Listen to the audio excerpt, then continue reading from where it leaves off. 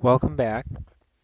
Um, this is going to be the first video in the video series with our last portion of the module to do with macromolecule properties, structures, and functions. And so I'm going to take each of the different types of macromolecules and I'm going to make their own separate videos. So you can access this slideshow that has all of them uninterrupted together. But I'm going to chunk the videos into smaller, more manageable pieces so it's easier for you to watch a little now and a little later. And it'll be also easier to review if you're like, I'm good with carbohydrates, you can just find the separate video on lipids, and that'll be a lot easier. So to start off with, since this is the first video, I will start with a picture. And this picture is of four representations of the four kind of groups of macromolecules. So on the top right here, this is a picture of a carbohydrate. That's a monosaccharide. Kind of gives it away with the circular appearance there, circular structure. This one down here, that's a lipid. That's actually a triglyceride. That's kind of like the fats that are in the food that we eat. This, of course, DNA, that's a type of nucleic acid. And here we've got hemoglobin, which is a protein. And we'll talk more about hemoglobin's job in your blood farther on kind of in the year. But we're going to go back and we're going to start our journey about talking about the structures, so their shapes.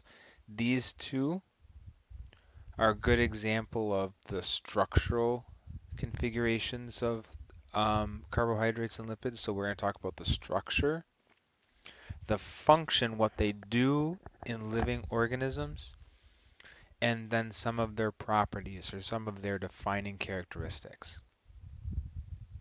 So carbohydrates is the first one.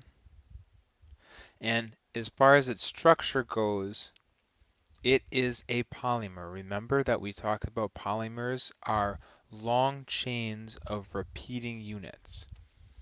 And the monomer, or the individual units that get repeated to make up different carbohydrates, their name is a monosaccharide. So if you would look at this picture on the right, this is a monosaccharide. It's one building block in the longer chain, and we could add more and more and more to each of the ends to make a bigger and bigger carbohydrate. The function of carbohydrates in living systems are numerous. The ones we might think of, or the function we might think of initially, is for short-term energy. So if an organism needs a lot of energy quickly or needs to use up energy relatively fast, carbohydrates provide an excellent source of that energy. It can be catabolized really, really fast and provide a lot of energy that's stored in their bonds. They can also be used for energy storage. So for example, starch, like that is in potatoes, that's a way in which that plant stores energy. Or in our own bodies, glycogen is a carbohydrate. Like muscle glycogen, if you ever are someone who competes in athletics, you might have the tradition of eating a lot of carbohydrates before your meet. And the reason is that when you have a lot of those carbohydrate-rich foods, that extra carbohydrates turned into glycogen, which is stored in your liver and in your muscles, and it's a storage supply that can be really rapidly used when you're doing your sporting event. And then carbohydrates can also be used as support for structure. This is not as intuitive, but in plants especially, like if you ever break a stalk of celery, that crunch comes from the cellulose, which is a carbohydrate, a structural component of plants. Or in arthropods, so like insects, their exoskeleton, that crunch comes from chitin, which is a carbohydrate in their exoskeleton. So I try to mention these kind of in the explanation, but glucose, starch, cellulose, and glycogen are all good examples. Starch and glycogen are energy storage carbohydrates. Starch is usually only found as an energy storage in plants. Glycogen is energy storage in animal. Cellulose, like I said, is that structural compound in plants. And glucose is kind of a monomer. Glucose is a single uh, monosaccharide. And most of the things, most of the carbohydrates that we eat ultimately get broken down into glucose. And we talk about cellular respiration later on this year. We'll take a look at why glucose is so important. So, sugars. This is another name, sugars. It's another name um, for simple carbohydrates. When I say simple, what that really means is small. They're not very big. They don't have a lot of monomers linked together. They don't have a lot of monosaccharides linked together. So, if you ever see something end in OSE, like glucose or dextrose or lactose, that means it's a sugar, it's a carbohydrate. And we usually classify them by the number of carbons that they have in their structure. So, glucose is called a hexosugar because it has one. Remember that there's a carbon at every point that two lines meet. 1, 2, 3, 4, 5, 6. It's a hexose sugar because it has 6 carbons. Ribose is a pentose because it has 1, 2, 3, 4, 5 carbons. And glyceraldehyde, like we'll learn about in cellular respiration as well, has 3, so it's a trio sugar. So that's another way that we can classify them, is based on that structural characteristic, how many carbons it has. We can number the carbons that are on our carbohydrate. This will become very important when we talk about nucleic acids, so I'm mentioning it now because it's also a property of carbohydrates. So, if you have your carbohydrate, you will notice that there will be an oxygen atom with 2 lines going out, one from each side, to 2 carbon atoms. That's showing that it's covalently bonded to 2 separate carbon atoms.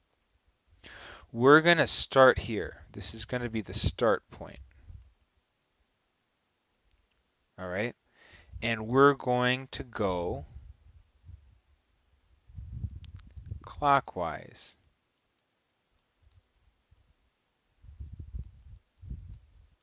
And as we go clockwise, we're going to count the carbons. 1, 2, 3, 4, 5, 6. So what we can do then is refer this as the 4 carbon, the 6 carbon, the 1 carbon, the 2 carbon. And we don't have to write these numbers in there as long as that we remember we start at the oxygen and count carbons going clockwise. So, like we had said in the last slide, one thing that carbohydrates are really good at is storing energy for quick use, and that energy is stored in between the carbons. So when you see these bonds in between carbons like this, what you should do is look at those and think that that is energy. That is energy that's stored that can be used later. like in cellular respiration. This is all going to come back again. So like I said, there are kind of a couple different branches of carbohydrates called simple and complex. And simple carbohydrates or simple sugars, when we say that word, we usually mean these two. These are the simple carbohydrates. Remember, you can also use the word small in reference to their size. Monosaccharides are made up of only one monomer. Like this thing right here is a monosaccharide, only made up of one. And this is glucose. Disaccharides are made up of two monosaccharides. So if I took another one of these, put it over here and link them together via dehydration synthesis, right, a condensation reaction, we would get a disaccharide. There are two. Sucrose, like table sugar, is an example of a disaccharide. And then there are polysaccharides. When we say complex carbohydrate, we mean polysaccharides. They're called poly because they contain many, many, many of these individual monosaccharides linked together. Like you find in potato starch or in whole wheat bread, all right? That's why a lot of people say it's better to eat whole wheat bread than white bread, because white bread has a bunch of these, whole wheat bread has a bunch of these, and like we'll talk about, these polysaccharides are better for your metabolism. So, like we had looked at already in class, just like all the macromolecules, we make disaccharides and polysaccharides by linking together monosaccharides through dehydration synthesis. We remove water to form a bond. So look at, here are two monosaccharides. This is glucose and this is fructose. You don't have to memorize those, just thought to be complete, I will put that there. And look at these OH or hydroxyl groups, like they're called. This is going to be the site where they're linked together. And that dehydration synthesis reaction happens. Dehydration, we're removing water. So this OH and this H are removed. The oxygen is left, and it forms a bridge or a bond between the two monosaccharides, now making a disaccharide of sucrose, table sugar. Now, you may ask, oh, these are both OHs. Which one loses the O and the H, and which one loses just the H? There's actually a more complicated reason behind this, but the short answer is, if you have them laid out like this, so the OHs are facing each other, okay, the molecule whose OH group is right next to just a hydrogen. Look how this one is right next to just a hydrogen. This is next to all this stuff. The one with the OH group next to just the hydrogen is going to lose both the O and the H. And the one with the OH next to all this other stuff is going to lose just the H. All right. Then we get to polysaccharides, which are polymers of sugar. They are really easy to build, and they're really easy to break down via hydrolysis. We're linking many, many, many, many, many monomers together, and they are, like we already said previously, polysaccharides like starch and glycogen store energy, like in human liver and muscle cells. And polysaccharides also have the structural component, like cellulose in plants and chitin in insects and lobsters and things like that. So it's really polysaccharides that are the storage and the structure components, and the monosaccharides and the disaccharides ultimately are where we get energy from. When we want to use a polysaccharide for energy, we need to break it down into smaller monosaccharides and disaccharides first, and then it can be directly used as energy. So here's an example of on the top starch and on the bottom glycogen and the shapes of these different polysaccharides. So look at how starch in plants is very straight. It might, wind around a little bit, but it's very linear. There's not a bunch of branches. Here's one branch, but it's pretty much straight. Not a lot of branches coming off. All right. Because of that, it is able to release energy a lot more slowly. In glycogen, which is in animals, wow, look at how many branches are coming off here.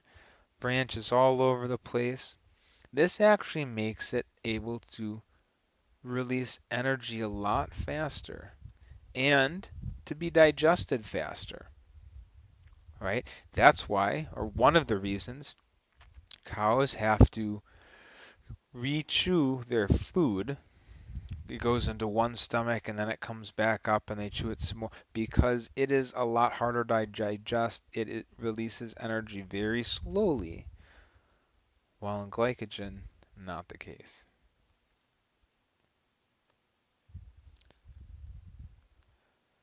So, let me look. I think we're gonna skip over this for now. I probably will come back to that a little bit later. But let's go on to cellulose because cellulose is super important because it's the most abundant organic compound on Earth. On Earth, cellulose is the most abundant organic compound on Earth, and herbivores have evolved specific mechanisms to digest it. On the other hand, most carnivores do not have an ability to digest it. That's why they eat meat to get their energy and nutrients, is because they don't have a biochemical pathway to digest cellulose. You, as a human being, can't digest cellulose. That's why you can't eat grass for nutrients. It's what we call fiber or undigestible roughage. That's another name for cellulose, right? But it's super important because all herbivores really rely mainly on cellulose for energy. So here's an example in a cow. Cows and other herbivores that digest cellulose usually have helpful bacteria that live in their digestive system, in their gut, to help them break that cellulose down. Because normally animals don't produce the correct enzymes to be able to break cellulose down. So the question becomes, hey, if humans found a way to somehow inject or design themselves to be able to produce those bacteria or that enzyme, could they digest cellulose? And the answer is yes, because once you break cellulose down to glucose, that's the same for us as it is for animals. So that's pretty cool. All right, so that is the end of the carbohydrate section. All right, please let me know if there's some things you didn't understand from it. Feel free to go back and watch this or look at the slides again, all right? And I will catch up with you a little bit later.